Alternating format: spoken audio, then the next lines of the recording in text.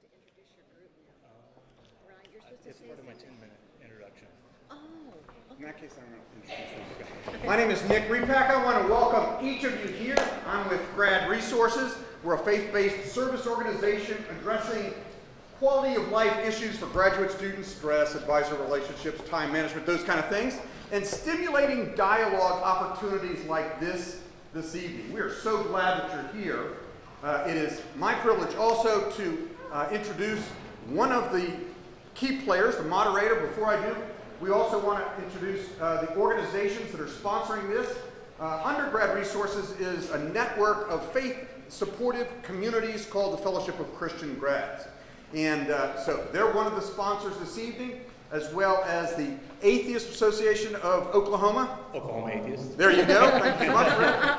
And I want to introduce to you a good friend, Rhonda Kinsel, is English professor here at Oklahoma and also assistant dean. So, Rhonda, I'm going to turn it over to you to make some other introductions. Great. Thank you, Nick. Let me just quickly, I'm supposed to turn this on first. I just remembered that. Let me correct one thing. I'm not an English professor, so I am the assistant dean in the College of Arts and Sciences, and I do teach English here at OU. So welcome to all of you. Let me give you just a quick kind of overview of the format tonight.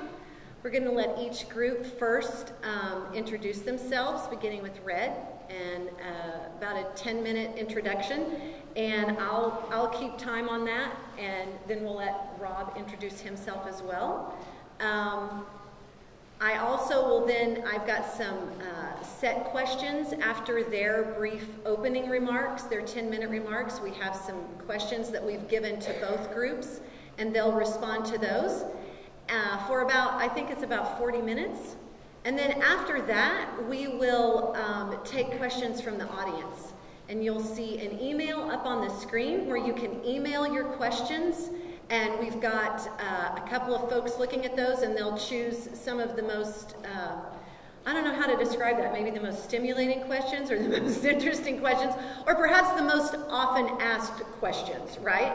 And they'll be feeding those to me. So I wanted to say that so that you knew that during the talk, I will be checking my email on my iPad, but it's only for that, okay? It's not because I'm bored or anything like that. And I won't be texting. To all my teacher friends, I wanted to say that. So let me real quickly just give you a bio on the two folks that are joining us tonight. Dr. Rob Koons is on my left. Dr. Koons teaches metaphysics, philosophy of religion, philosophical logic, and ancient and medieval philosophy at the University of Texas. I just wanted to pause and welcome him to the University of Oklahoma.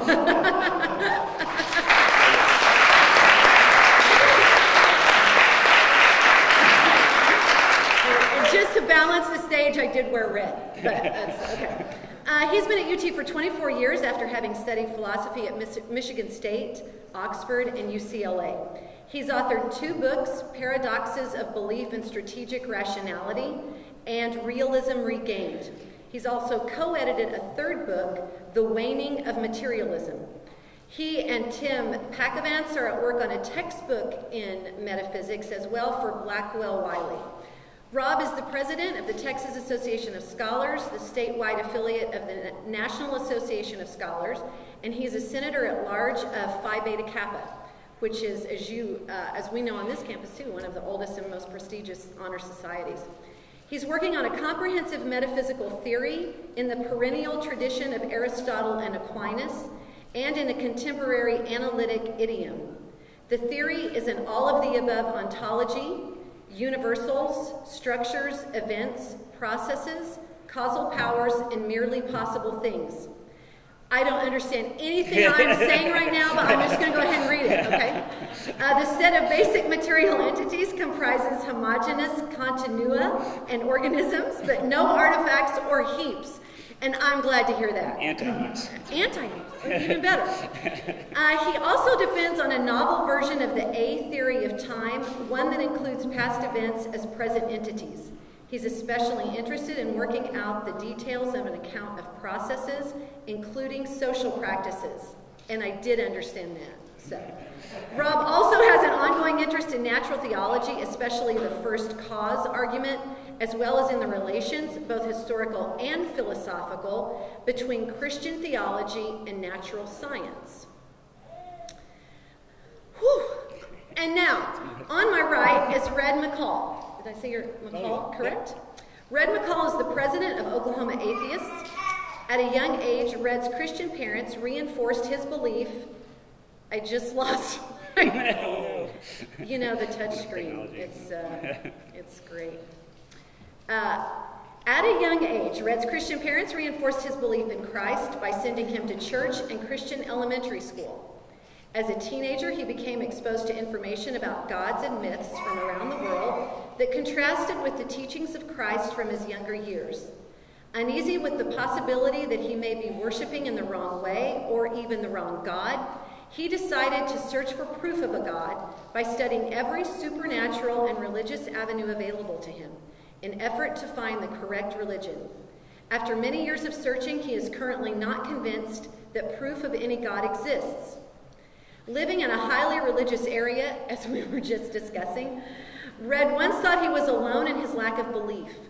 When he joined Oklahoma Atheists at the suggestion of a friend in 2009, he realized there were hundreds of people who shared his worldview in his own city.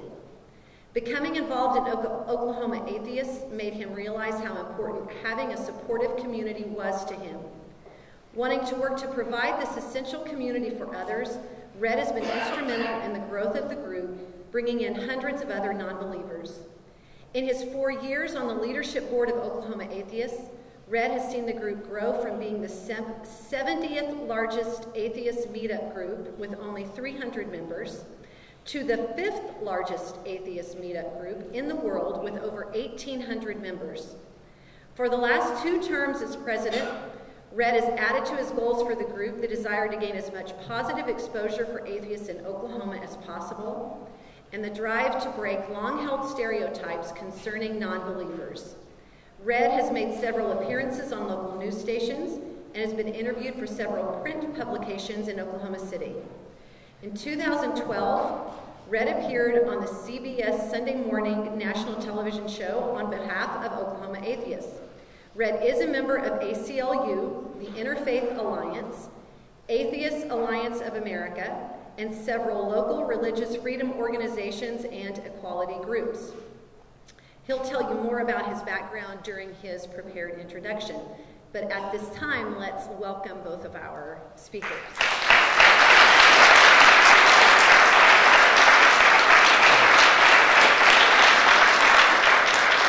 So, Red, you want to begin? I'll let you get a drink first, sure. And I will say I identified a lot more with your introduction than with Dr. Koons. So go right ahead. Thank you very much. Hello, everyone. I am Red McCall, and as she already gave a little bit of an intro, I'm the president of Oklahoma Atheists. We are the 5th largest atheist community group in the world.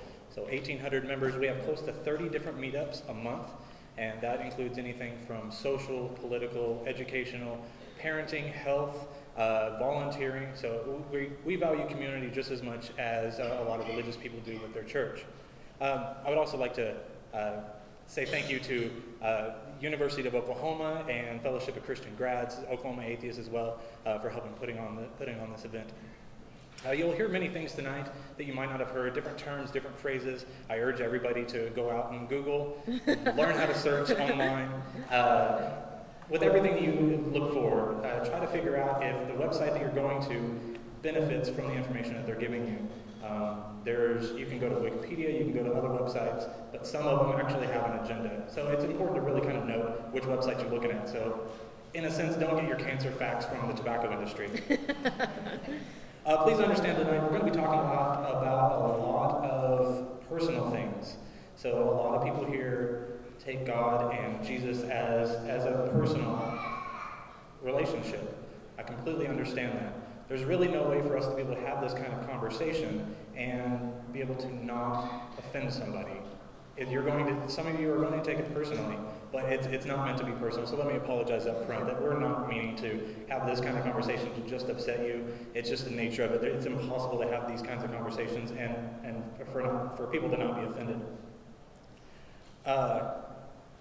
I'd also like to dispel a lot of rumors about atheists. Being an atheist in this part of the country can be very difficult. I believe the last number that we pulled was 91% of Oklahomans identify as being a Christian. The other 9% are Hindus and Muslims and atheists and agnostics and secularists and Native American spiritualists. So with your family, your friends, your coworkers, your fellow students, it can be pretty alienating when the majority of your friends, when the majority of those people are Christian. Whenever you're the only atheist and you're constantly getting invited to church, or being told that you're going to go to hell, or that there's something wrong with you, and that you're mad, or that you're denying God, it can be pretty alienating whenever you're around that. And that's why Oklahoma Atheists has a community, a supportive community for those types of people, especially the atheists and agnostics that are out there. There are going to be some terms that you're going to end up hearing tonight. Now, first, I would just kind of like to talk about the term itself. We have atheism and we have theism. Part of tonight's talk is covering both of those. To identify what a theist is, a theist, not an atheist, but a theist is somebody who believes in a god or gods. If you believe in any kind of god whatsoever, you're a theist. But, yeah, I know, it's hard. But I don't believe in those, so I'm an atheist. It's kind of like you have typical and atypical. You have symmetrical and you have asymmetrical. I am an atheist. So kind of the same difference with that. It's kind of like being called a non-smoker in that regard. It's a term for something that I'm not. So atheism is not a religion any more than naked is a clothing style, or bald is a hair color, or God, I know that there's some other ones here. There's a lot of people that are here that, well, almost everybody here doesn't believe in hundreds of gods that have existed. Atheists just believe in one less God. So kind of put people on an even playing field. We believe in one less God further. So I'm not an atheist because I'm mad at God. I'm actually quite the happy person. I'm simply an atheist because I've failed to be convinced by the data that's out there, by the people that are trying to sell me the religion. I've just failed to be convinced. I myself used to be a Christian, as she had on my bio. So yeah, I used to be a Christian, and now I'm no longer a Christian. I went through different phases of going, and I lost Jesus whenever I was younger, but I still believed in God, and so I was on a journey to find God. As time progressed, I came into Deism, which is just believing that there is a God, but he doesn't interfere with people's lives.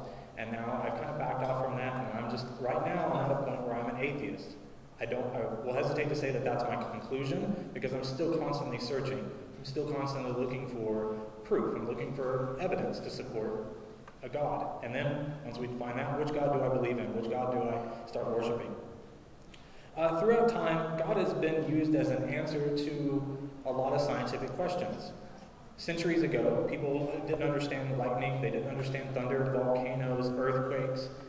It was really easy to plug in God into those equations and say, well, that must be God.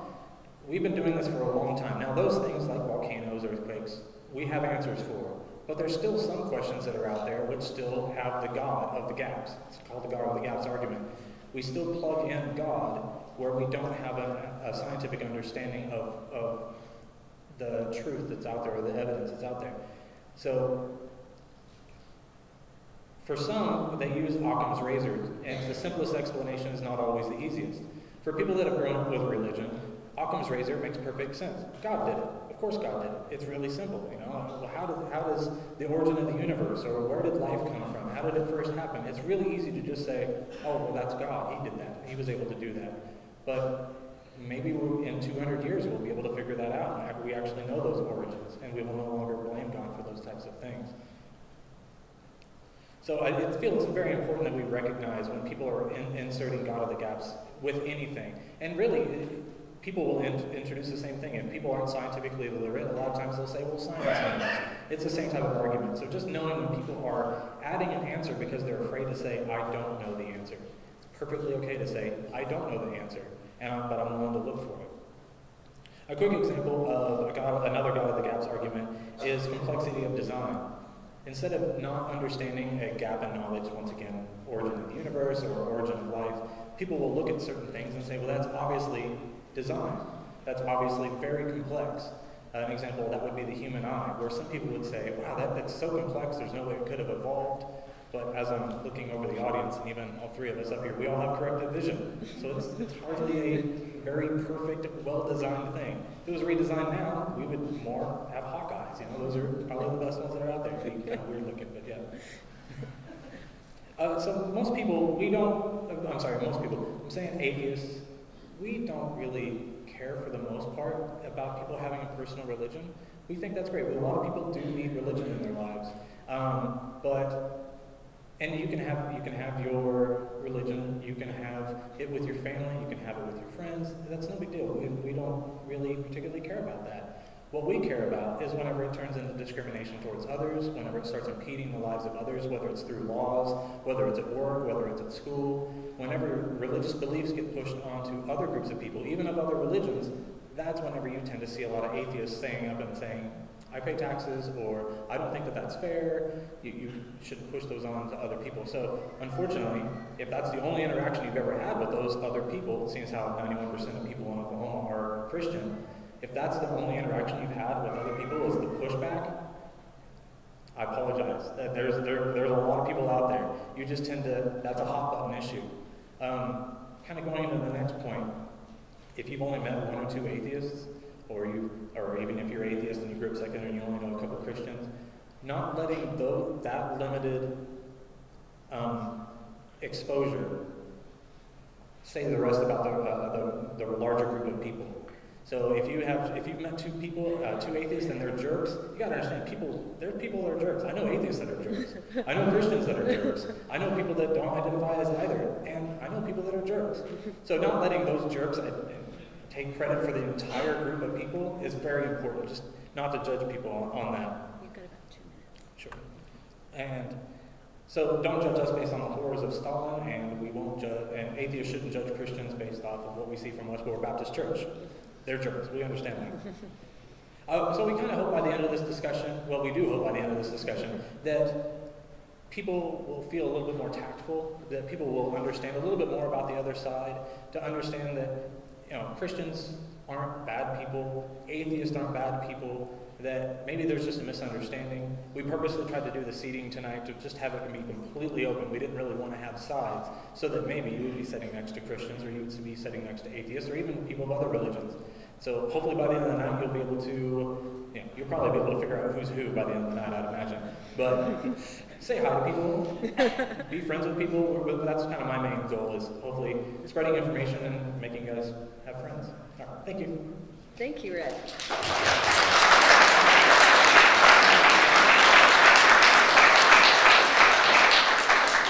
Well, I think we've already gone a long way when I'm sitting next to the Longhorn guy. So, talk about religious differences. Yeah, there you go. That's the biggest religious difference. Okay, and it occurs to me, Rob, that maybe I should have waited to read your bio until right now before you give your opening statement, but I'm not about to read it again. Don't read it again. No, so we'll have your 10 minutes next.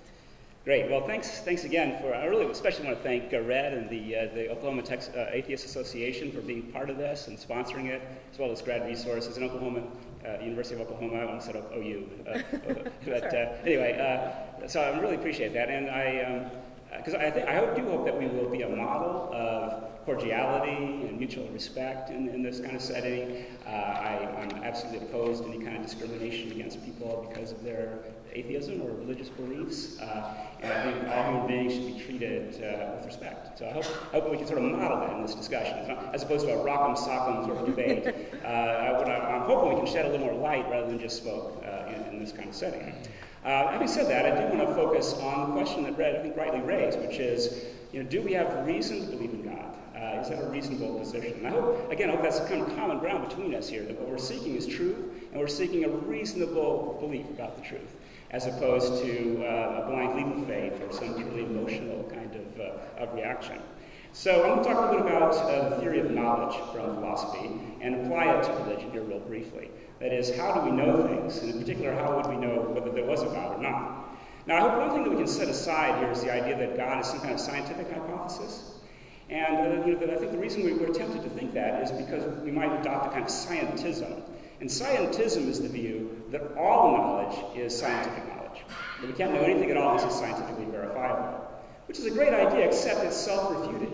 Scientism is a logically self-refuting position because science cannot verify that all knowledge is scientific. That's way beyond the scope of science. That's a philosophical question. And the kinds of questions we're talking about today are worldview or philosophical questions, not scientific questions. I'll give you another example of something that science can't possibly settle. Has the world, has reality existed for more than 3 minutes?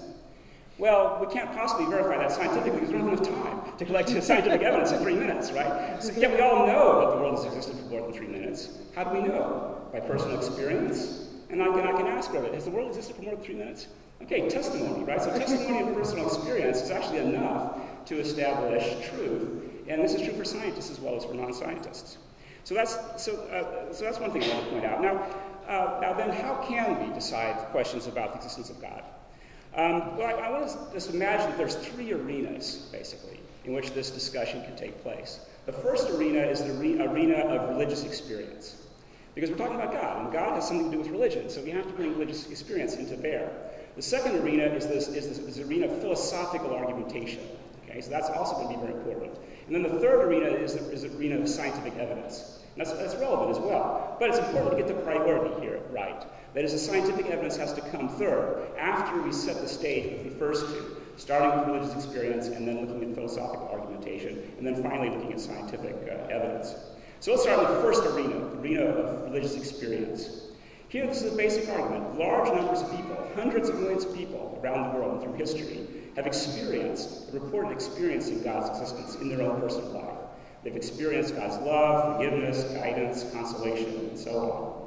Now, of course, they haven't seen God. Because after all, what would it mean to see God? He's obviously necessarily invisible. It's not like you could see this brightly plumed large bird and say there's God. So we can't see God, but we can see things which are natural signs of God, which imply the existence of God. Just as a smile is a natural sign of human happiness, or a groan is a natural sign of pain, so too we can look at the beauty and the order of nature, and that we can see and be legitimately as a sign of God's existence, that somebody made these things. We can also find the experience of love in interpersonal experiences. So what Christian theists in particular believe is that love is the fundamental reality, that everything is based upon love. Dante, the great Italian poet, talks about the love that moves the stars. So love that we experience in our human relationships, we see as evidence of an infinite God of love. And we also experience that love predominantly, of course, through the life, the words, and the events of Jesus of Nazareth as Christians. We think that is the supreme case in which we can experience God by reflecting upon that story. We can experience a supernatural kind of joy and peace, which again unmistakably points to an infinite source. It's a joy and peace that doesn't have any sort of natural cause or natural explanation. And then finally, there's the experience of the miraculous. And here too, we have to distinguish miracles.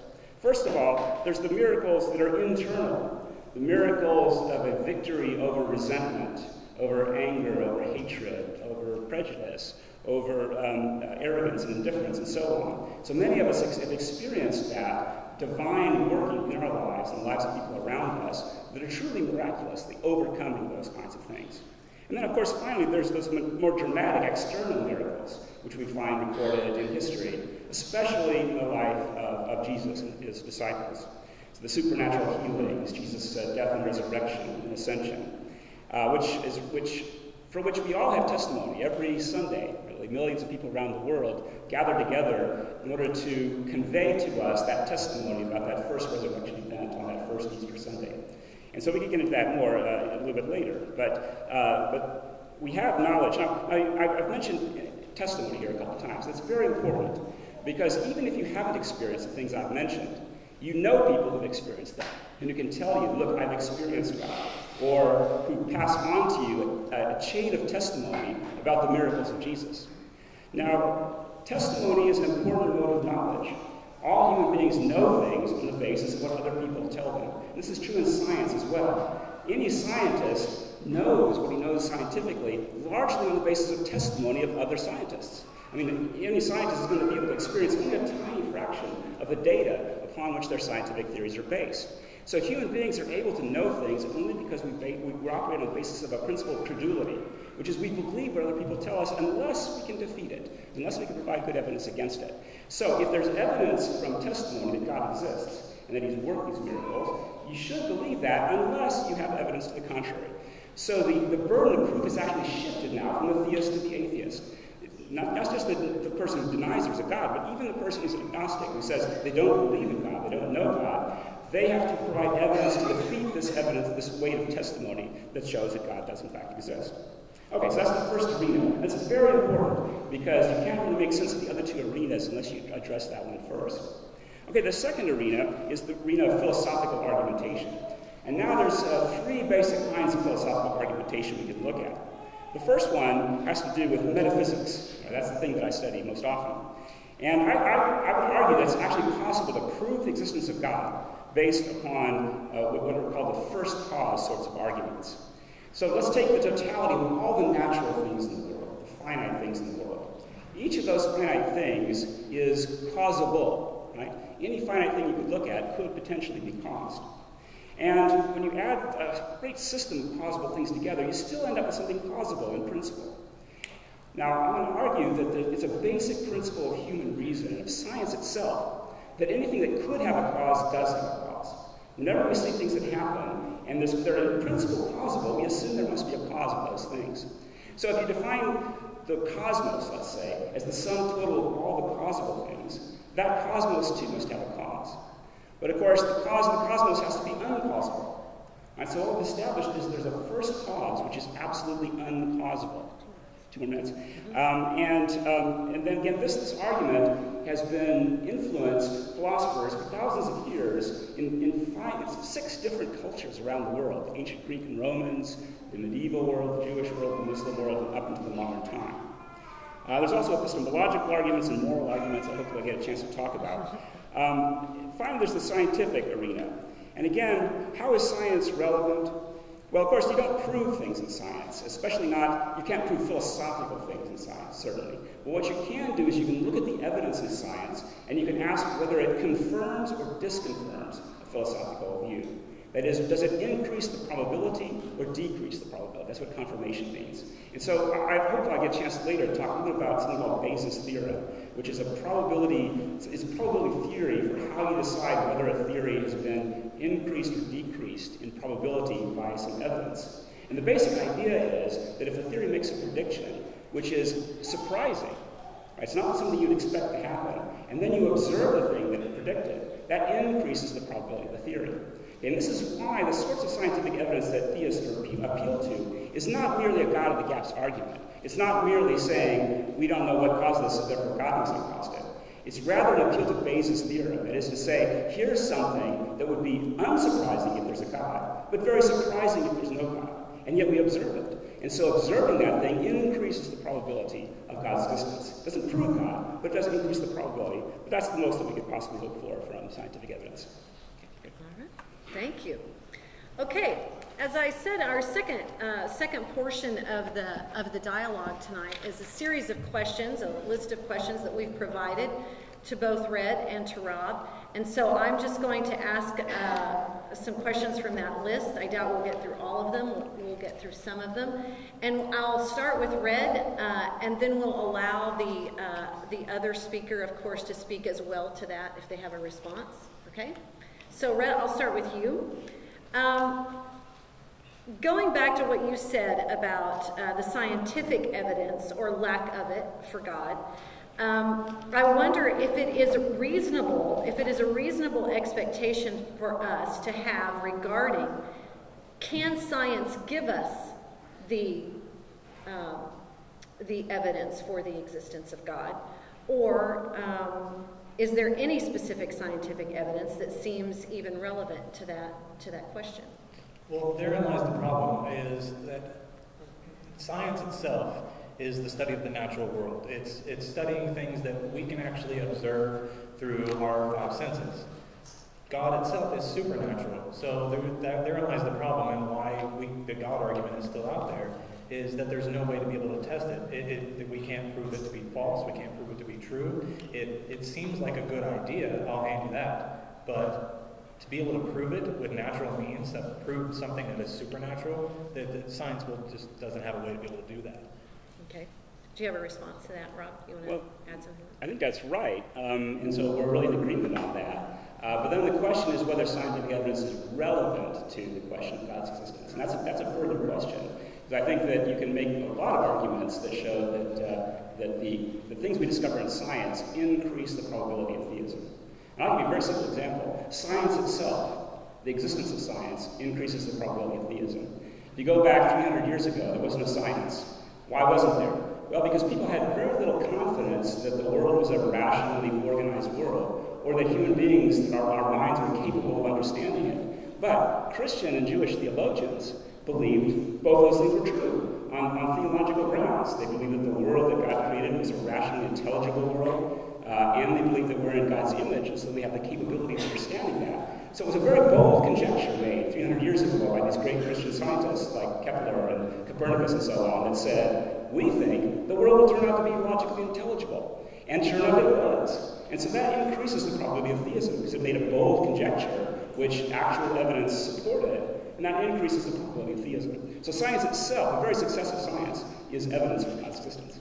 See, and to me that raises even further questions. If you're going to say that there's a God or that theism is true, to me that opens up so many more questions, and that to me is not the simplest answer. Of course, it's easy to move that towards theism and say that yes, through the philosophy, and that it's led us through these different scientific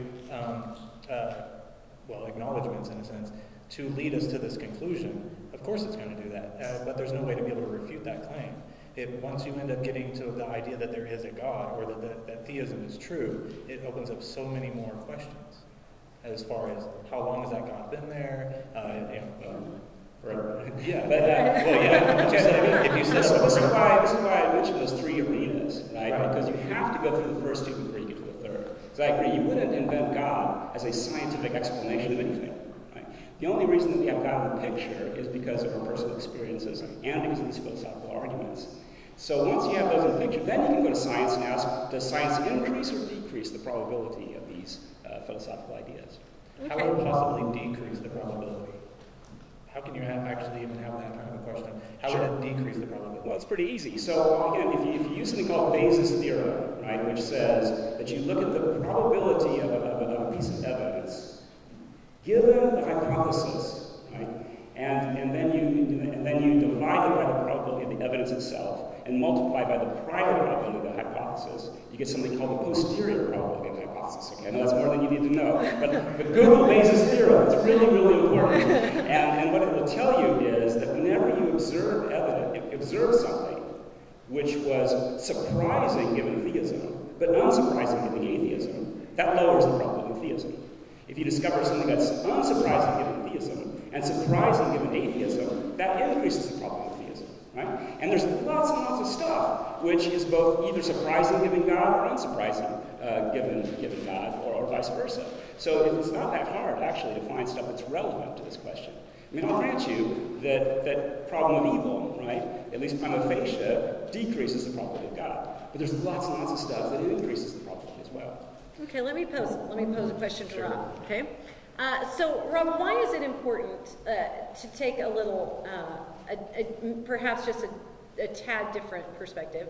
Why is it important, do you think, to even talk about the existence of God? What's the point? What's the point of that? Right. So it's a good question, and I think it's one of these things where if God exists, it's the most important thing in the world, obviously, and probably you all would agree. Right? I mean, if there were a God. Then, and God cared about us and wanted to have a relationship with us and wanted us to know Him. That just the very fact of knowing something that is the infinite cause of everything that exists and that is absolute goodness, what could be better than that, right? So it's inherently worthwhile. But secondly, I think it has a profound effect on our relationship with other people. So as a Christian theist, I see every human being as created in God's image and having an eternal destiny with God. And so that means that every human being, even the most obnoxious ones, right, even the ones that I can't stand, I have to treat with respect because I see them as representing God, as bearing God's divine image. It also affects our view of nature, because then I see the natural world around me as a divine artifact, as a kind of artistic creation of God. And again, that puts certain obligations on me to respect the natural world. And then finally, I'm going to touch on this, that this is very much relevant to me as a philosopher. And that is that believing in God gives me a zeal for the search for truth, for philosophy, and for science. Again, because I believe that the world is intelligible, because it flows from God, who is absolute truth and absolute reason, and who has created me in his image, and therefore given me the capacity to seek truth myself through rational thought, rational investigation. So theism is a kind of charter for human reason. Right? And if you don't have theism, then you have to imagine that this brain just evolved, in the African savannah millions of years ago in order to reproduce itself more successfully. How's that connected to doing string theory or doing metaphysics? There's no obvious connection at all. It's really would be extremely surprising if this brain was up to that task. And so I think it makes a real difference in my own personal life, in my confidence, in my valuing of scholarship, science, and philosophy itself. Red, do you have a response? Sure. I also believe that finding evidence for God or being able to prove that God exists is a big, big question. If we have an afterlife, if we're going to be going somewhere, I want to know where I'm going to eternally go to. Finding out that there's a deistic God or a first cause type God, then that's great.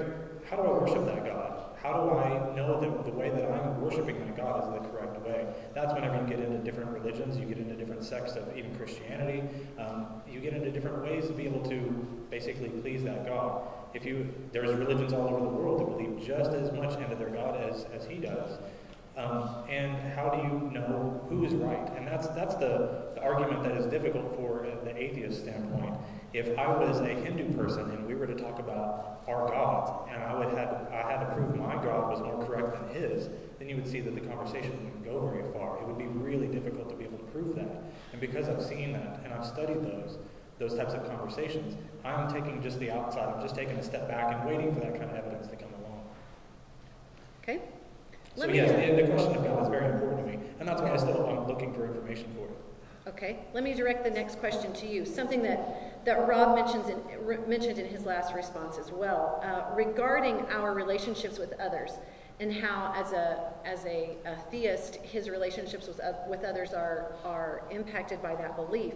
Many people question whether atheism can provide an adequate foundation for morality. Do you think that concern is legitimate? Well, atheism itself is nothing. It's not a belief in God.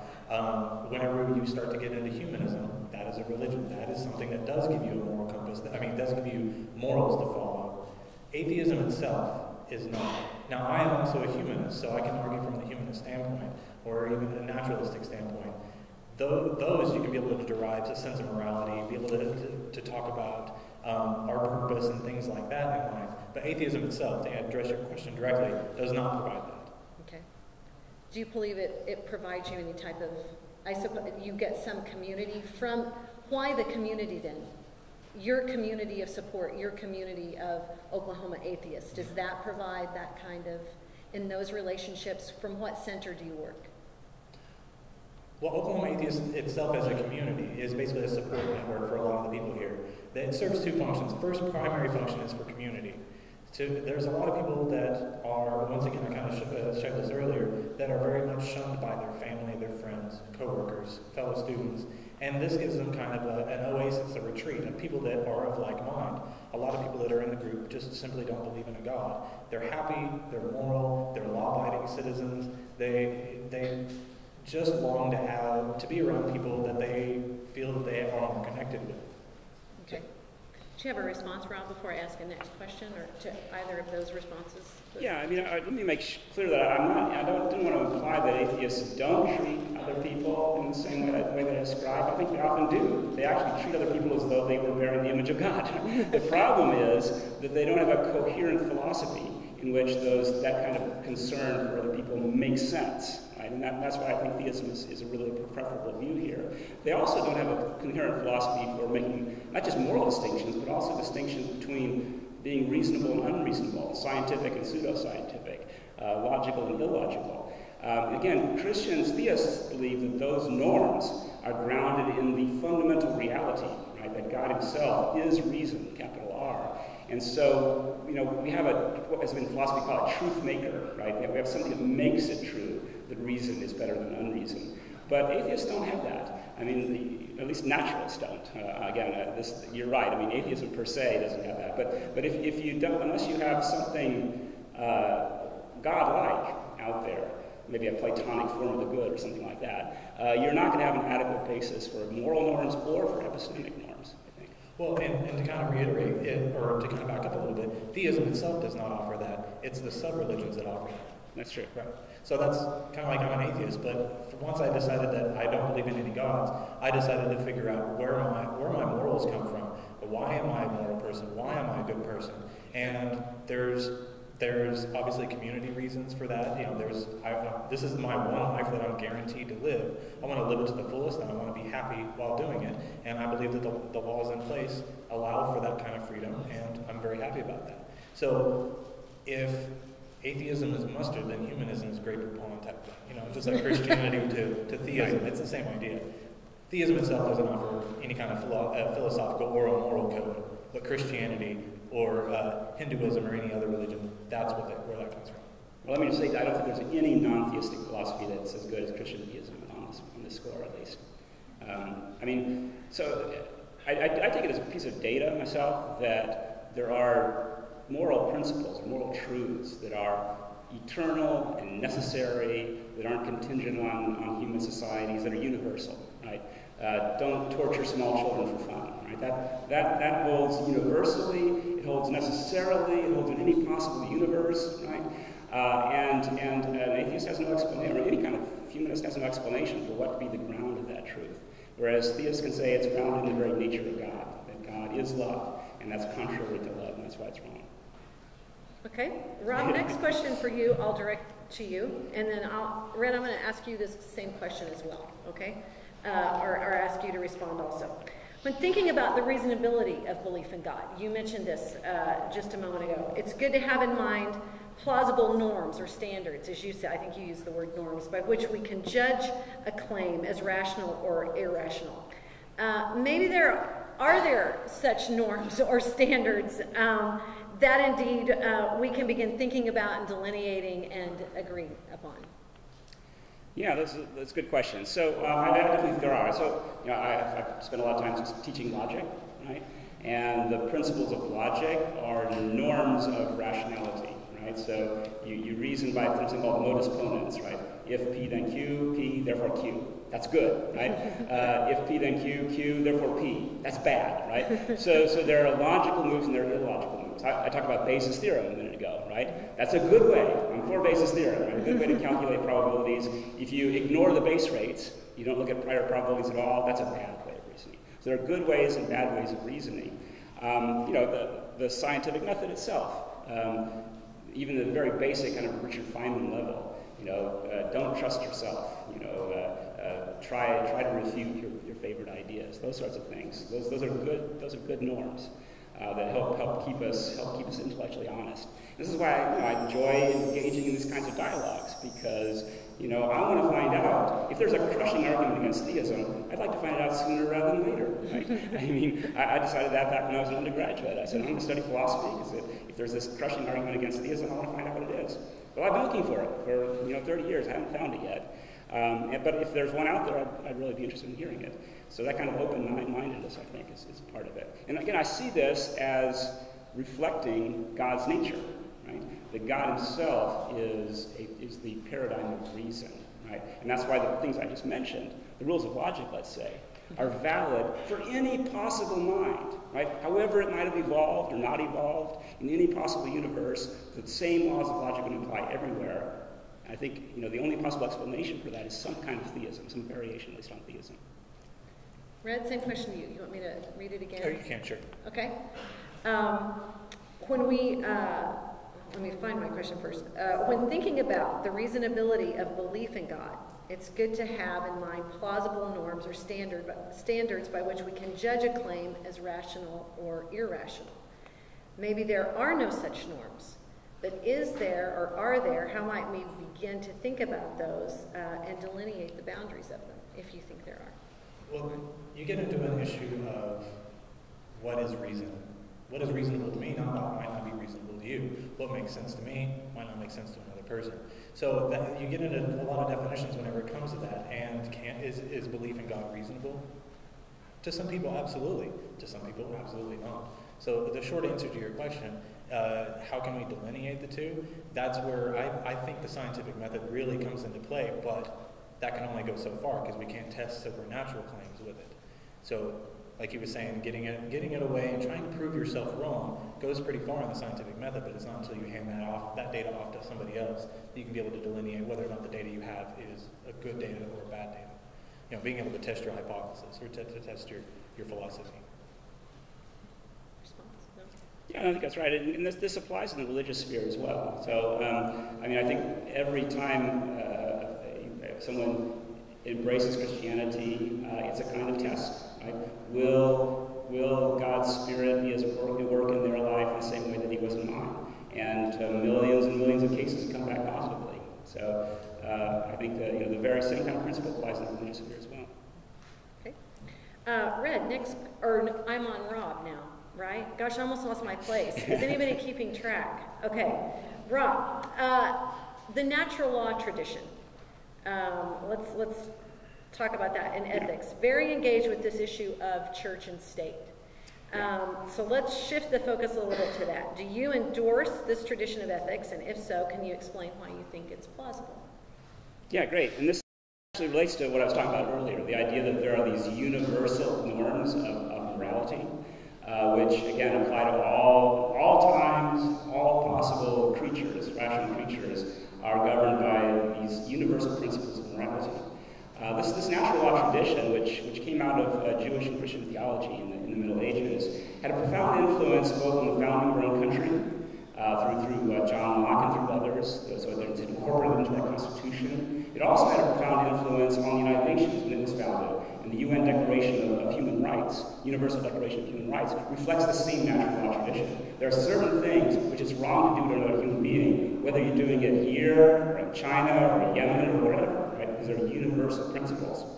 And in the area of religion, natural law entails that every human being has the right to worship God or not worship God according to their own conscience, according to their own sense of what's right and wrong. And therefore, it's wrong to coerce people in the area of religion or in any sort of area of conscience.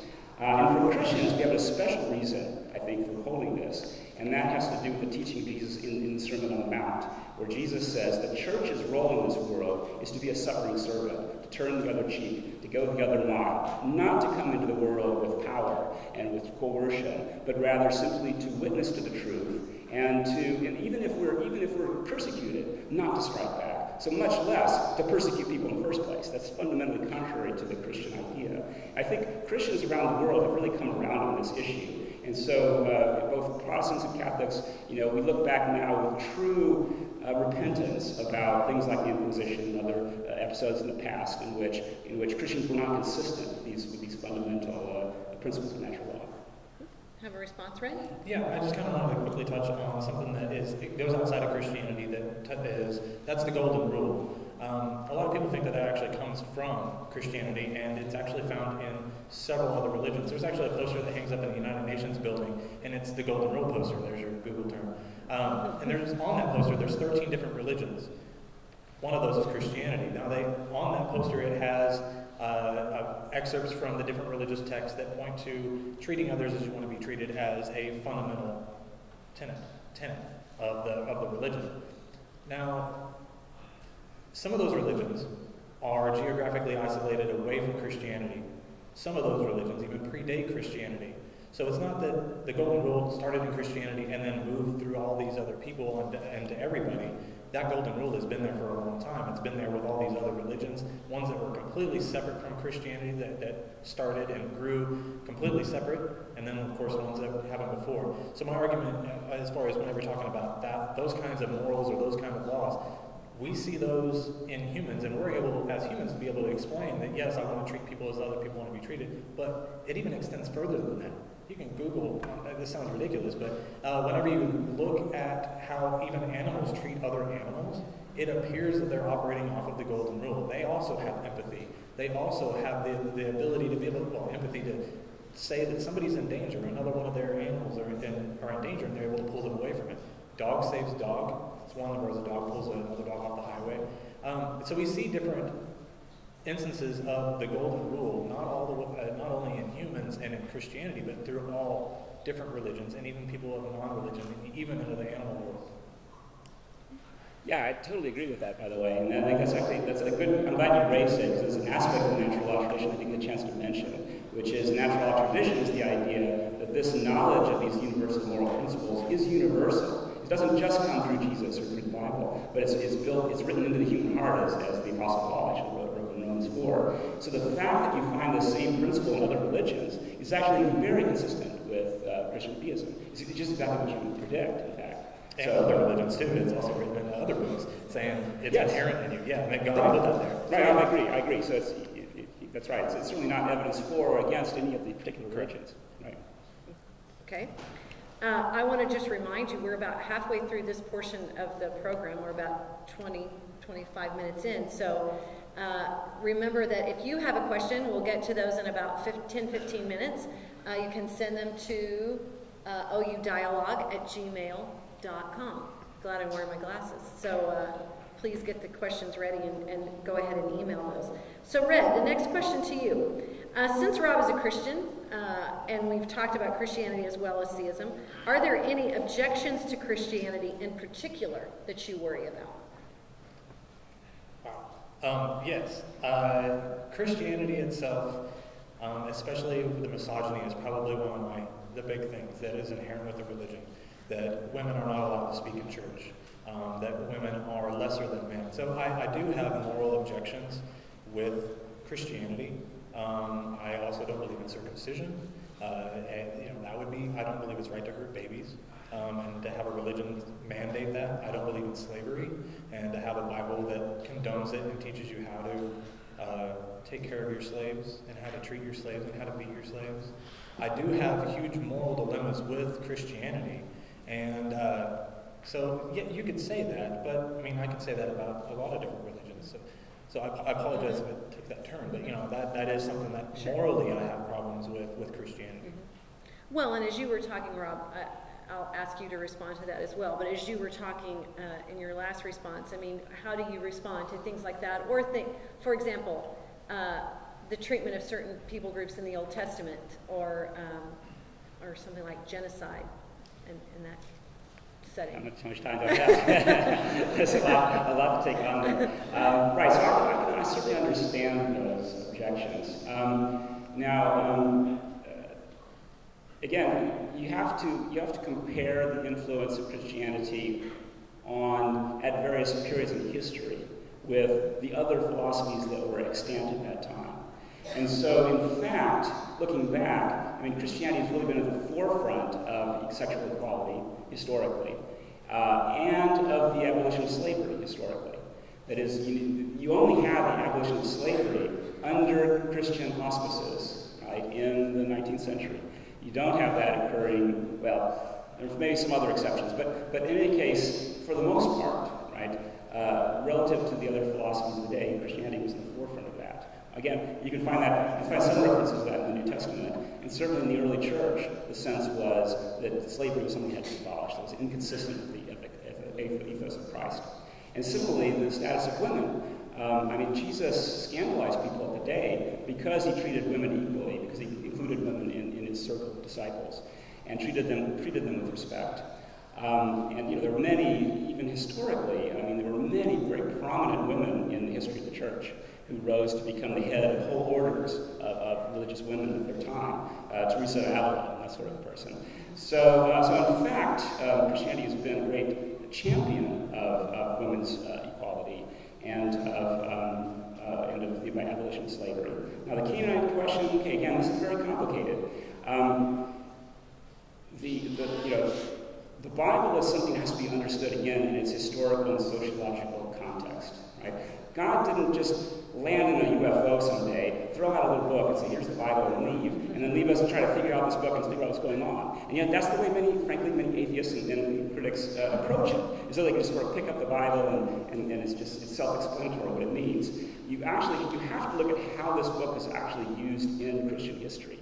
You have to look at the doctors and the fathers of the church, and you don't find it used, again, in the mainstream of Christianity, whether Catholic or Protestant or Orthodox, You don't find it used to justify genocide, let's say, or in the Jewish tradition either.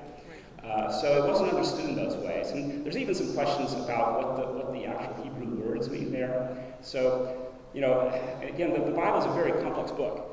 When you get to the New Testament, it's written in Greek, which is a language we understand extremely well. It's written during the 1st century AD, a period we understand extremely well, very literate, very advanced society, right? The early books of the Bible are written, as a conservative, I think, they have sources that are 1,000 or 2,000 years BC, a period where we don't know the language very well, we don't really understand the culture very well. And so, frankly, you know, to just jump into the middle of Genesis or Judges or something and think that you can extract what it means is very dangerous, I think. You have to look at the theological context of it. Okay. Want to respond to that, Ray? Yeah, I completely understand your view. There's a lot of, okay, so then back up. There are over 30,000 different sects of Christianity that are out there. Some of them, and a lot of them boil down to whether or not they're going to take a certain part of the scripture literally or that it was allegorically. So things like slavery and I can even talk about Hitler, I can talk about the Klan, I can talk about all sorts of different groups, the Inquisition. Their force and their reasoning was because of the Bible, because of their interpretation. And so, yes, whenever you get into how people are going to interpret the scripture, it's a matter of being able to turn the key. Do I want to do it this way or do I want to do it this way? And then we can move to the next chapter and, do I want to take this literally or do I want to take this allegorically? And you can really justify any kind of action you want by how you flip that switch between the two. There are a lot of people and a lot of groups that are out there that operate on the very positive side. They look at it and say, well, I don't believe in slavery, or I don't believe in, and that I believe that women are equal, and I believe that we're not inbred, and that a lot of different things, and being able to take the positive spin from that, and that's great. But how historical is that? That's where we get the different sects of Christianity, and that's how we get into the different readings of it. So, I appreciate your viewpoint. I really do. There are other people that are out there that take it a completely different way, and I wish that there was more dialogue between. I would love to see a Christian debate between like a Protestant and a Baptist and a Catholic. I think that would be entertaining too, but I'm weird. I've done that actually. How do you then? I think. Is it mine? Am I just about? I'll ask you the next question. Sure. We talked earlier about searching for the truth, and you mentioned this in your introduction that you are still searching. How do you search? How do you go about searching now? Well, I do understand testimonies, and testimonies can only go so far because they're not repeatable. Once again, I'm a fan of the scientific method. If somebody has a hypothesis, or if somebody has a philosophy that moves to a hypothesis, and then that hypothesis gets tested, they should be able to pass that data on to somebody else. People all over the world believe in a higher power. Not everybody, of course. So, could the near-death experiences be linked together? Is there a way to be able to test near-death experiences? I don't want to say that I'm closed-minded to the idea. I would love to hear any kind of data that's out there to be able to support an actual provable God. Not saying, well, this ought to be God, or this should be God, or this looks like God. I want to be able to prove that it is God. Because once like I said earlier, sure, it's great to think of that idea, to think that there's a soul, to think that there's an afterlife. But how can you prove that? That's what I'm failing to see. And if we want to look at Christianity in particular, because of the 7 deadly sins, I know that God can read my mind. He knows what it takes to make me believe. I don't know what it's going to take to make me believe, but it's up to God to be able to show me that. And so far, for the past decade, He has not shown me that. Yeah. Right. Well, yes. I think the problem there, and I sympathize with what Red's saying. I think I admire his viewpoint. But I think there's a potential error here, which is, again, to think that that scientific proof is the sort of thing that you should look for in every single case. I mean, you should look for scientific proof for scientific claims, and for religious claims, you have to look at other kinds of evidence and other kinds of proof. And so to ask for scientific proof is just ask for the wrong thing. It's by its very nature impossible. And so you have to adjust your expectations to the relevant subject matter. Right? That's what a reasonable person does. I don't ask if this is just for a mathematical proof. that his physical theory is right. I want a scientific proof. And likewise, I don't ask a mathematician for his experiments. I look for the mathematical proof. And likewise, in the religious sphere, you have to look for the evidence that's relevant to a religious claim. And it's necessarily beyond merely science. Not that science is irrelevant, but it's not the sort of thing that could be scientifically proved or disproved. Okay. Well, let's move to our audience questions. Thank you for those of you who have emailed questions. We have several, so we'll move right into those. So the first question I have is to both speakers. So, has either speaker seen an attempted application of Bayes' theorem to the evidence for the resurrection of Jesus? If so, do you care to comment on it? I have, actually. Yeah, there's a professor, Timothy McGrew, at Western Michigan University. Again, Google that, it's really good. McGrew. He's an expert in philosophy and the theory of probability, and at Bayes' theorem in particular. And he's applied this to the evidence of the New Testament. There's a lot there to go through, so I can't summarize it real quickly. But what he's discovered, for instance, is many cases of what he calls unintended coincidences. This is where the various authors in the Gospels say things which it turns out corroborate each other in ways that they couldn't have realized at the time, but which we, given our greater archaeological evidence, can see actually do corroborate each other. And that's the sort of thing that he runs this through Bayes' theorem and shows that unless this were true, this would be astronomically unlikely to occur. And so it's really pretty impressive stuff. Have a response to that, Red? Not to that in particular. Read me the question one more time, sorry. Okay. It was just about the application. Have you seen an attempted application of Bayes' theorem to the evidence of the resurrection of Jesus? I honestly don't follow philosophy that closely to be able to apply Bayes' theorem to something to the resurrection of Jesus. I don't deny that Jesus existed. I think that it was very probable that he existed. Was he the Son of God? That's the problem that we need to be able to solve. I can prove that Muhammad existed or David Koresh existed. That doesn't, or even Peter Parker. That doesn't make him Spider-Man. But we can but to prove that that's the Son of God, that's the problem. And I apologize. I don't know enough about Bayes' theorem to be able to tie that into the resurrection of Jesus. Great. I mean, you could address the sort of historical question, right? Because there is.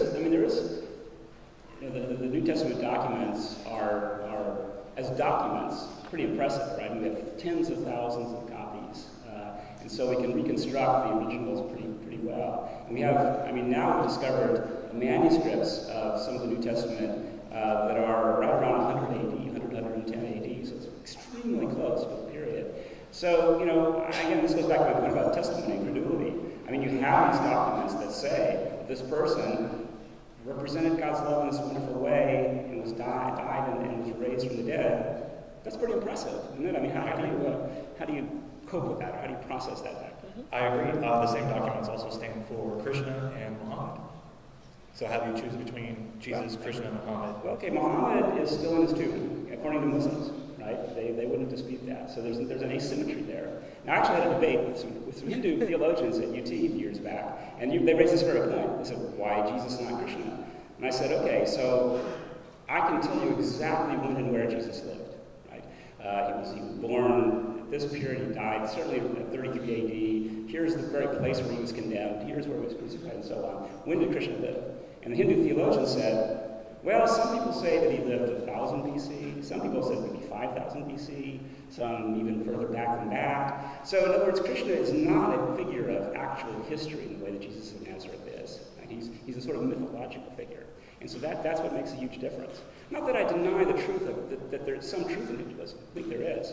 I've had some really close friends who are Hindus, and we had some really interesting dialogues about all this. But I think that in terms of historical evidence, there's just no comparison. The evidence of Christianity is much, much stronger. The thing that I started doing whenever I was younger was constantly questioning, if I was to write a religion, how would I write it? If I was to write the New Testament, you're not God, so that's not a good question. I know, but I guess a broader question would be, let's say I have never heard of any religion at all, and I happen to make it through my whole life as a hermit, and all of a sudden, within the span of 2 days, 2 different sets of missionaries come to my door. And one is selling one religion, religion A, and then the other one is selling religion B. How do I be able to process which one is right over the other? They both have Do I just go with the more convincing story? Do I go with the one that has a bigger church that's able to write these documents that basically that seem to be able to have a bias, that they want you to have that information? So that's a big question to me. And whenever I was younger, that was a question that I always posed. Could I be able to write a religion, or could I get a group of really intelligent people to get together to write a religion that was very convincing? And you have to understand that if you have a religion, let's say like Christianity, and if Christianity is right, then that means all the other ones are wrong. So how are they even able to write their religions? So then you get into the history of a lot of these religions, and that lies a big problem. How do you prove one over the other just because it's a more convincing story? I could be able to write a convincing story. Can I respond to that real quickly? Sure, absolutely. Here's the analogy, I think. It would be like me going to the theory of quantum physics and finding that there are 5 different theories, and I can't really decide between them. Therefore, I decide there is no such thing as quantum particles. Right? But that would be a mistake. And so just because it's hard to decide between the different religions, I don't see how that's an argument against believing in any of them.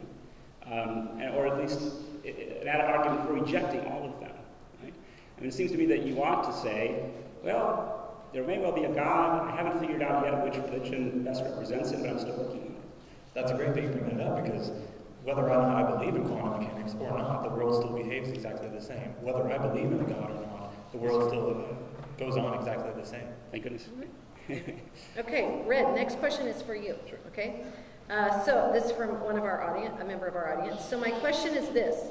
How could an atheist respond to a challenge from an agnostic that the atheist is not justified in her belief that God does not exist?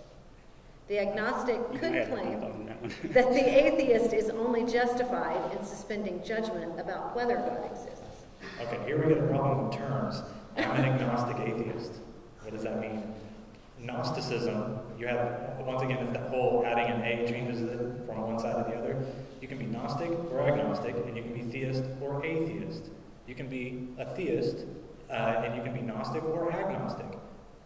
One is a statement of knowledge, that's Gnosticism. One is a statement of belief, that's Theism. That's why I can say, I am an agnostic, because I don't know that there's not a God. You'd be really hard-pressed to find atheists in our group that say, I know that there's not a God, because then you'll have people come back and say, well, how do you prove a negative? You know, going down that whole road, that's a big, long, nasty road. But to go between the two, there are 2 completely different terms that mean 2 different things altogether. It is a matter of interpretation as far as what one wants to believe and what one's definition is, but the definition of Gnosticism is either you have knowledge about something or you don't. And theism is whether or not you believe in a God or you don't. So you want to respond as well? That's why I'm an agnostic atheist. No, I think that makes a lot of sense. I mean, I'd say if I had to choose between the 2, I'd go with the agnostic atheist for sure. Okay, next question for you, Rob. If personal experience is justification of faith, then what further information justifies believing in one religion rather than another? Well, this sounds familiar. Think about Hume and the problem of pluralism. If one religion cannot be proven as the only one, then could any of them be reasonable to believe in? Right. Yeah, so good old Hume again, right? So let me bash him again. I'm always saying that. 10,000 times. Right, so this argument in Hume, I don't ever understand it. And it's very similar to the point that I was making earlier, right?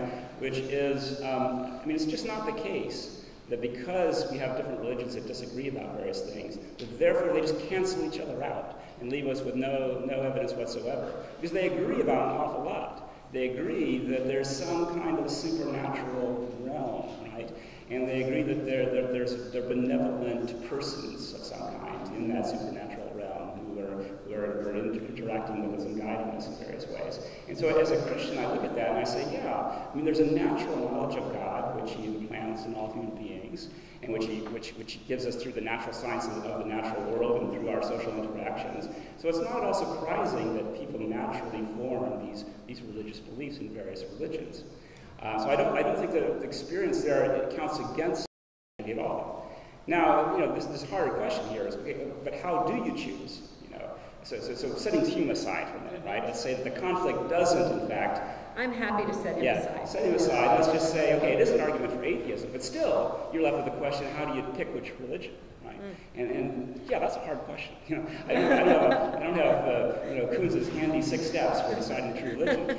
But I would say that you have to look at the individual cases. I've looked at many of the Buddhist and Hindu and Muslim scriptures, the major religions, and looked at the Gospels. I just find the life and teachings of Jesus compelling in a way that goes beyond those other. Myself personally, I may be wrong, but I have to judge on the basis of my own judgment. And I think the historical evidence and the corroboration of the supernatural in Jesus' life is just so much greater than any other religion. I'll drag Anthony Flew in here for a minute. He was an atheist philosopher who became a deist, basically, at the end of his life. And he never became a Christian, but he was asked one time, well, if you had to choose among all the different world's religions, which one would you pick? And he said, well, clearly Christianity has much more evidence than any other. Right? I mean, that's not true. But he thought there wasn't quite enough yet for him to believe, which I understand. But I think that's true. I mean, I just think you find the supernatural available in a kind of historically accessible form in Christianity in a way that you don't anywhere else.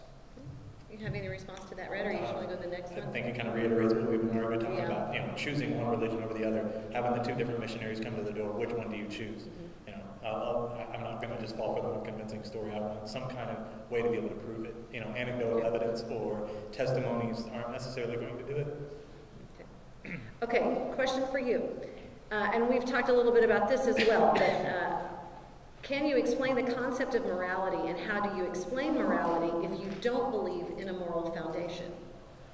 Well, kind of what I've already mentioned about the golden rule is that I don't necessarily believe that morality actually comes from a higher power. Whether it's ingrained in us as an instinct, or whether it's something that we just naturally come upon as treating other people as you want to be treated. Morality is one of the biggest questions that atheists get, and it's really easy. We have morals. We just don't necessarily have Christian morals. There's a lot of good Christian morals that are there, like I said, the golden rule. But there's other ones, the morals of, what I kind of touched on earlier, of how to treat your servants, how to treat your slaves. I think that those are morally wrong. I think rape is wrong, but it's not a 10th commandment. It seems really odd to me. So we don't necessarily have Christian morals. We have a moral system, and that's actually what a lot of the laws of the land are actually built on. Okay. Rob, next question to you. To say that we should believe in God until we have evidence to the contrary assumes that the claim of God's existence is a falsifiable claim. I'm unconvinced that this is true. How might we falsify the claim that God exists? Right, good. So, let's see, how could we go about that? Surprisingly, we haven't talked about the problem of evil much, right? But clearly that, I'll agree that that's at least a prima facie problem. It's one that theists have to grapple with and have to provide some kind of plausible story, or at least some kind of defense against. Another thing I think that would be very problematic if we had empirical evidence that religious belief itself is a kind of pathology, that it was associated with mental illness or with some other kind of low IQ or something like that, right? Some kind of pathological condition. But in fact, the contrary is the case. It's associated with more mental health, with longer life, with more progeny, and so on. But in principle, I think that would be problematic. Another thing, of course, that would be a case of falsification, again, would be if we found that, Austin Farrer, the English theologian, put it this way, if we discovered in our own personal life that the blessing didn't bless, right? That the kind of experience that we would expect from this religion just doesn't happen, that would be a kind of disconfirmation in one's life as well. So that, again, the fact that Christians don't find that happening is confirmation.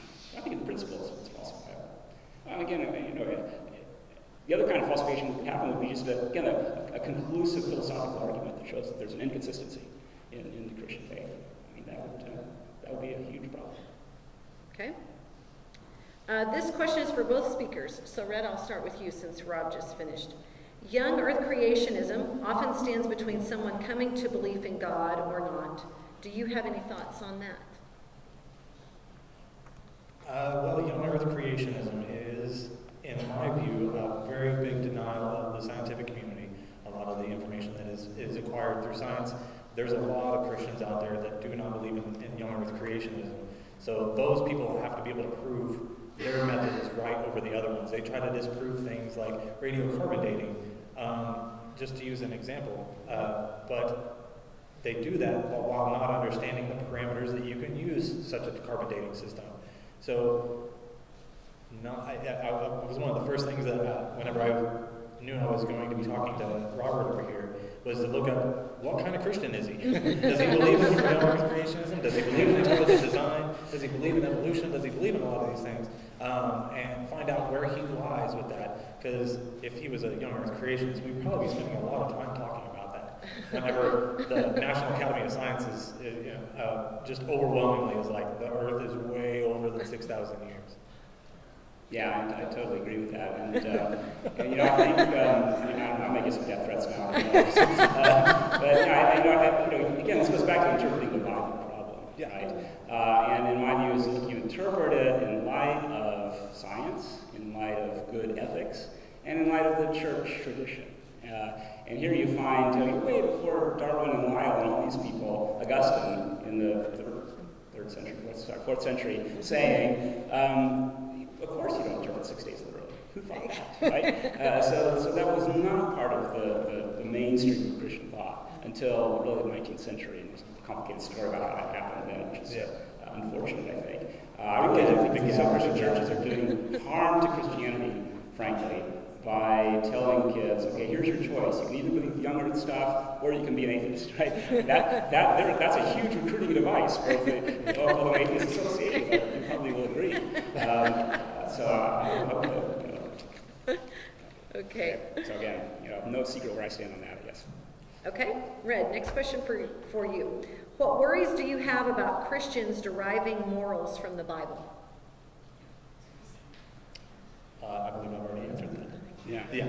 And I agree. You didn't want to say I have worries about that too. Reiterate it, or do you want to move on to another question? That's fine. I'll go to the next question. Okay. Is atheism the appropriate label? Especially if science is the only source of knowledge and can't tell us anything about the supernatural realm? Well, I don't believe science is the only source of knowledge. Okay. You can know things. He knows things that I don't know. And can we prove that scientifically? No. Even he knows certain things that I don't. Like he could lie to me and tell me his name was something else, but he knows his real name. Anyway, knowledge is very subjective. Atheism itself. I'm trying to think of a good way to be able to answer that. I think I got off on a tangent there. Reading it more time. Well, just is it the appropriate label? Why not something else? Why not atheist as opposed to like secularist?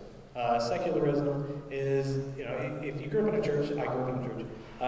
You hear there is music and then there's secular music, or there's godly music and then there's secular music. Secular music is just simply music that doesn't talk about God, doesn't bring up God at all. So there are people. That's the weird thing about our group, is that there's a lot of people in our group, and we're one of the more successful ones because people here have to choose. Do you believe in God or do you not? Just tell me what you believe. Where if you grew up in Colorado, if you grew up in Southern California, you grew up in New York, religion, or even in Europe, there's not a lot of people there that believe in God, and they're not surrounded by it. Churches aren't a big thing. They never really make that decision of what do I believe or what do I not believe. Those people are what we call secularists. They're kind of devoid of God. They don't interact with God or any kind of arguments with it, or church people at all. And so, is it an appropriate label?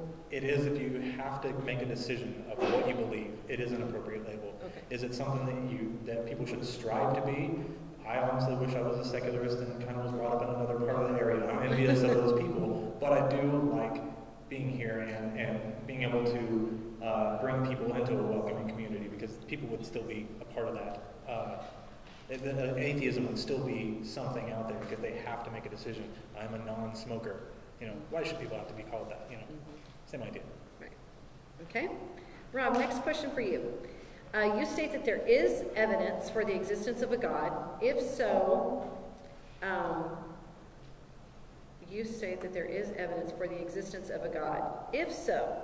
Would physical evidence of a supernatural existence negate the wonder and faith that is required for the belief in God?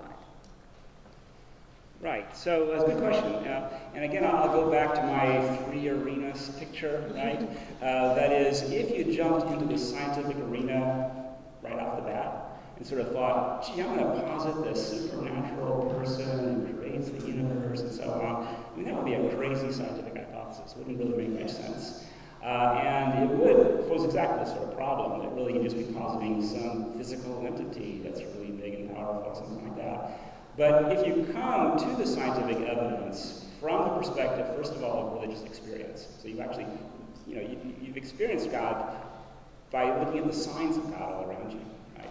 And so you have a natural knowledge, I think, of the infinite persons behind all of this. Right? And you find, philosophically, that you can elaborate that into a comprehensive worldview that makes sense of morality and science and philosophy and all these things. Pretty impressive. And then you ask, well, is there any scientific evidence for this idea or not? Let's check that out. Well, now there's no threat here, right? Because you've already sort of established the kind of God you're talking about, which is this infinite supernatural being, right? Who's of religious significance. And now you're asking yourself, well, by the way, is there any scientific evidence in favor of it? And it turns out, yeah, there is a lot. By Bayes' theorem, right? Sorry to keep beating that horse, but we'll go Bayes' theorem, read up on it. It's very, very crucial here. Because, again, all that science can do is raise or lower the probability of this. It can't establish it or verify it. It's not a matter of scientific proof, but it is relevant. Okay, this is another question for both speakers, and I'll begin with you, Red. You've talked about requiring proof to change your mind. What specific kind of proof would you require to change your mind? That is an excellent question to ask God. Yeah, I don't know what it would take. I've looked for evidence. I've looked for things that would end up being convincing. Like I mentioned earlier, because of the 7 deadly sins, we know that God can read our mind. If God exists, He can read our mind. He knows what it takes to make me a believer. Am I on a predetermined path that eventually maybe I'll be led to atheism? Well, I don't know that. I don't have the choice. So if we go on the idea that God has set me on a path and that everything's all predetermined, well, then I have no choice in the matter, and I guess I'm waiting. It's a waiting game in that regard. What kind of proof? Wow, that would be a big thing. It would have to end up being something that can completely be supernatural, that would blow me away, that everybody saw all at the same time, regardless of faith. Big hand comes out of the sky. It's on all the TV channels, but I've also had really vivid dreams that could also end up producing the same effect. So, where do I start with that? And that's a big problem. Going on the science idea, science proves natural things, and if God is supernatural, and I look for God scientifically, I can't logically come to that conclusion that a supernatural being exists by being able to test natural means. I realize it's a lot of steps, but if science is natural, I can't test the supernatural with natural means. So that's a big problem. And the only way that I can be able to come to a conclusion that there is some kind of God, or that it is basically just to say, well, I guess it makes sense, or I guess I can plug it in and say, well, it makes sense that there would be a God. Well, I would need more than that. More than just it makes sense to me that there's a God. But ultimately, that's a question for God, because I'm unable to be able to come up with that answer. One day that evidence will present itself. And if it doesn't, then I'll still end up being an atheist. Okay. Rob, how about you? Yeah, the giant hand in the sky thing, that wouldn't work for me. Does this have something to do with Bayes' theorem? What you're yeah, exactly. It gets back to this problem that God is invisible, and so, even if there were a giant hand in the sky, that wouldn't really settle anything, I don't think. So Red and I are in agreement on that, right? But somehow we managed to go in opposite directions from that point of agreement, which is that you can't really expect scientific proof of something that transcends science by its very nature. And so again, I want to go back to how can you know that? Well, you should believe me and millions of other religious believers when they say, we know there's a God, we've experienced Him, and why not, right? That unless you've got conclusive evidence against God's existence, that should persuade him. And then secondly, you should read some philosophy about, for instance, the first cause argument that I mentioned earlier, which is a reason to think that if you take the principles that underlie science, which is to look for causes, and you extrapolate them, you're forced to a first cause, an ultimate cause. And at that point, you to use a bit of logic, you diagonalize your way out of the natural realm. That is, your logic itself sort of forces you beyond the natural realm to a supernatural, to an infinite cause. And so that's the sort of direction I would suggest that you look. Could anything ever change your mind? That there is not a God?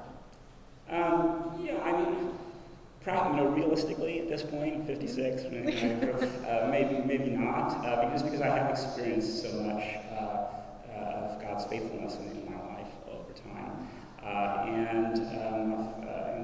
but yeah, I guess again, if somebody came up with logical arguments that demonstrated that everything that the things that I believe are just logically inconsistent, that would certainly do it.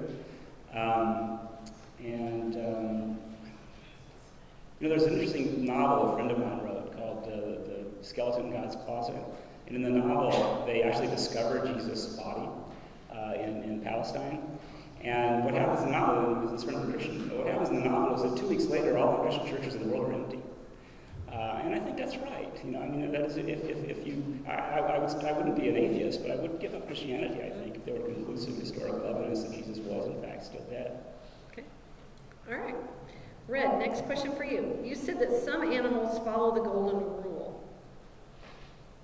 Is it then murder when a lion kills another?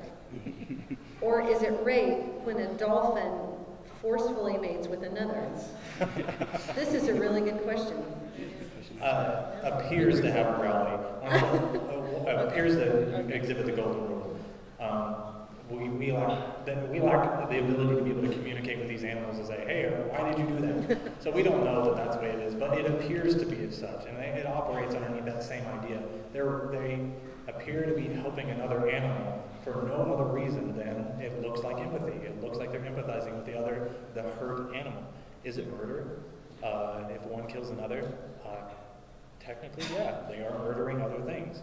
So yes, if anything is going to kill another thing with intent, that's murder by definition. Rape that relies on both. It was one intentionally trying to do something, and was the other one not wanting it. That's the big thing. So that's really the definition of rape in that context. So, is it wrong? Yes, I would still say it's wrong. Is it morally right for me to intervene? I think I would intervene, but I don't know how I would recognize it. It's kind of a weird question. Yeah. Personally, I feel like I'm taking something really seriously.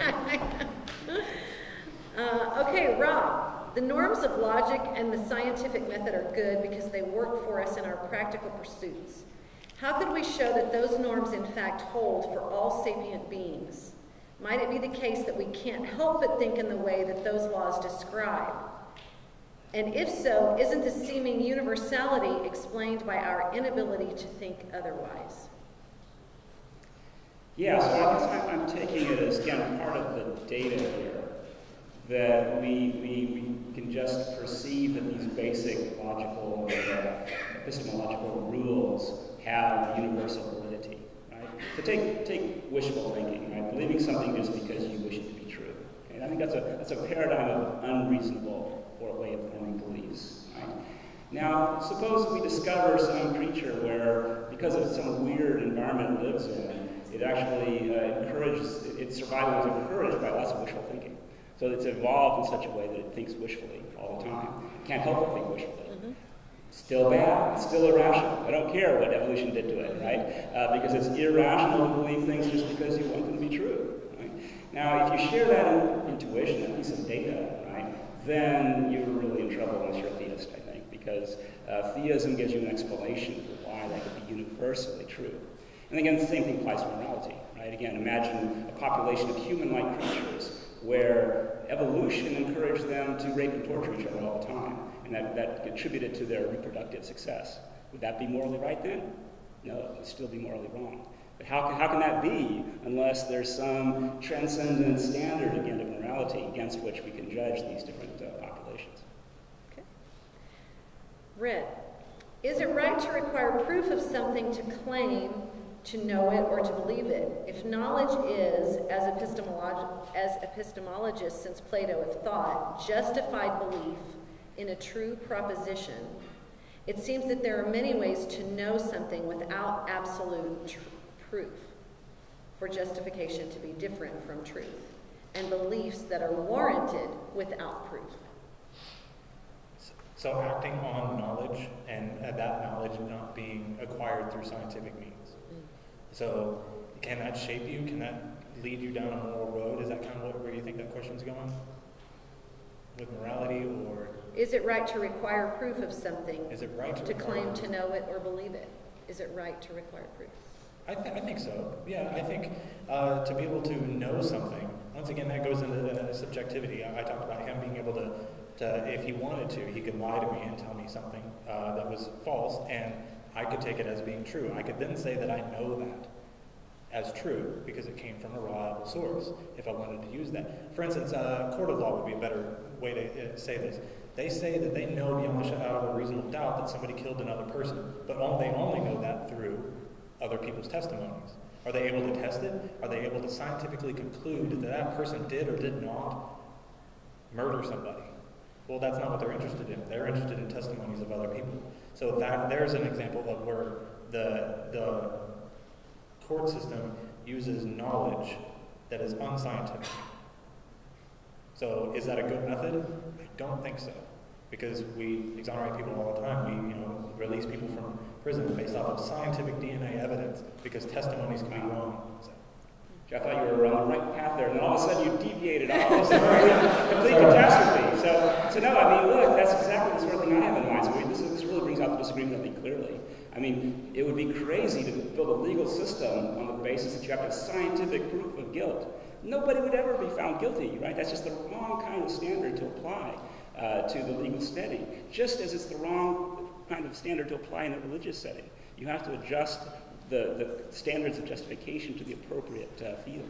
Then we get into the argument of death penalty, which is it okay to kill somebody based off the testimonies of other people? Right. So if you can't prove that, that's something that I need absolute proof, videotape evidence, DNA evidence, to be able to conclusively say that that person did something and that I know that they're guilty before my moral conscience can be able to release that and say I'm okay with that.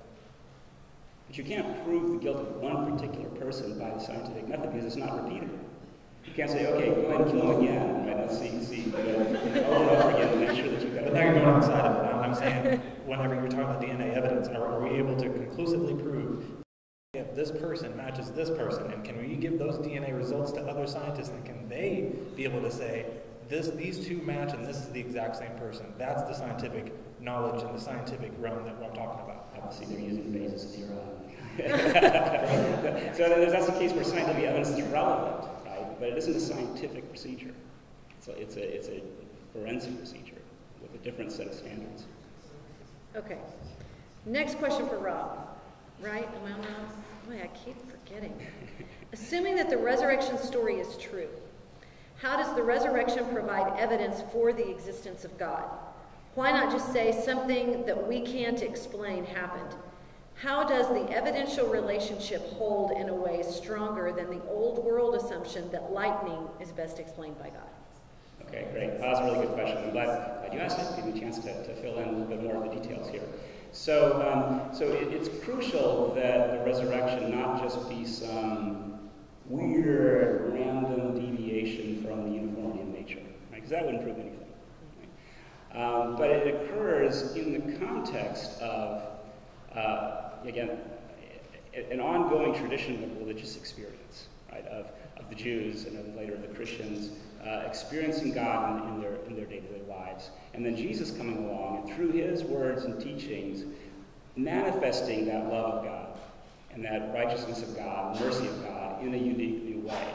And then in that context, for that particular person to die and to rise again is incredibly significant religiously, right? So again, you have to put these things in the appropriate context rather than kind of jumping into it from the middle, so to speak. Okay, thank you. Red, excuse me, do you have any reason to rule out miraculous things?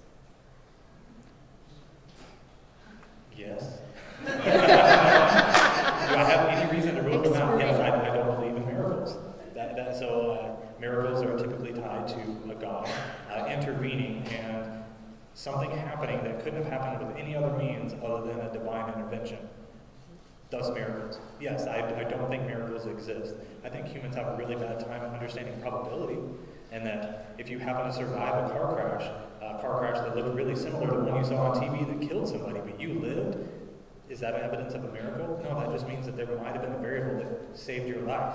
Either you were healthier, or your blood clotted faster, or it was a better built vehicle.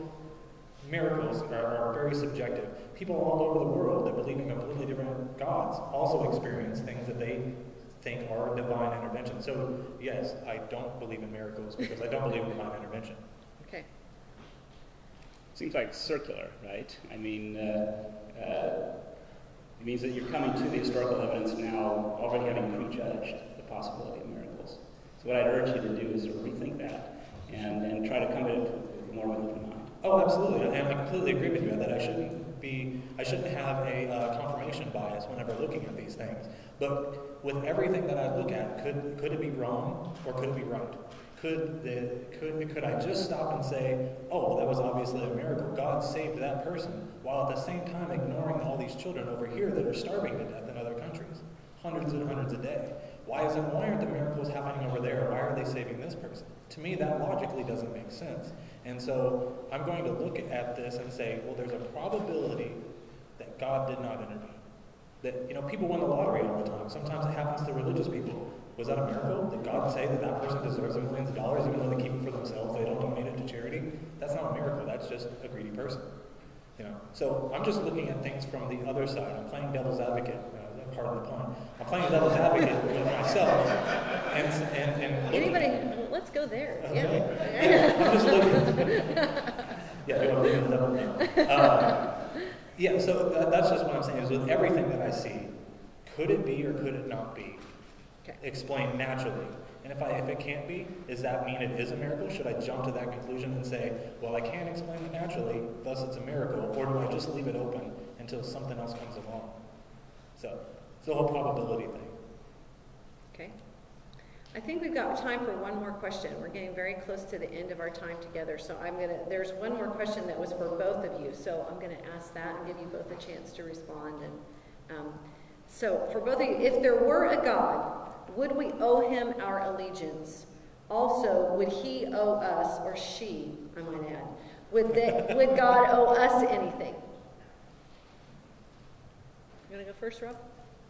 Yeah, that's a pretty hard question, actually. I'm not sure if I know the answer to that, to be honest. I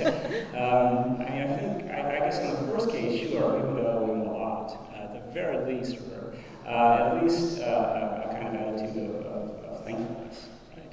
I think G.K. Chesterton said this once, that the greatest tragedy of being atheist is feeling thankful having no one to be thankful to. So there's that, I think, certainly. The other way around, is God owe us anything? I think not. But on the other hand, there are certain things that we can expect of God, given his very perfect love and righteousness. So the question is, in a sense, is if there is a God, should we worship it? Am I understanding that correct? Sure. To me, no. I don't think so. To think that, and I kind of touched on this earlier, to give us to be born into sin doesn't seem fair, that I'm already flawed. To be born and hope that I'm in a good country whenever I'm born, that's, once again, probabilities. Is that God worthy of my praise and worship all the time? The same God that condones slavery and says that women are lesser than men, and that, Adam and Eve weren't created at the same time because Adam needed a partner much later. Is it worthy of my praise? No.